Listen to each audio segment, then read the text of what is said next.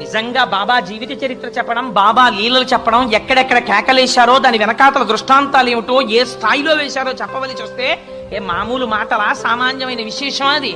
అంతటి మహాపురుషుడైన.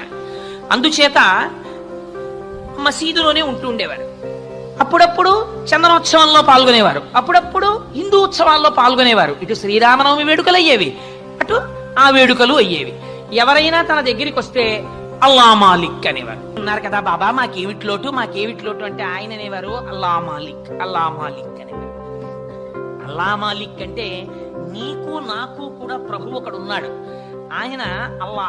అల్లా అంటే నామరూపాలతో మీరు ఏ రూపంతో పిలవండి, నేను చెప్పాను కదా అది బ్రహ్మము. నేను శివుడు అంటారు, వేరొకరు కృష్ణుడు అంటారు, వేరొకరు శ్రీ మహావిష్ణువు అంటారు, వేరొకరు అల్లా అంటారు, వేరొకరు ఇంకో పేరుతో పిలుస్తారు. ఏ పేరుతో పిలిచినా అది బ్రహ్మం. నామరూపాల స్థాయిలో దెబ్బలాడుకోవడం అసహ్యకరమైన విషయం.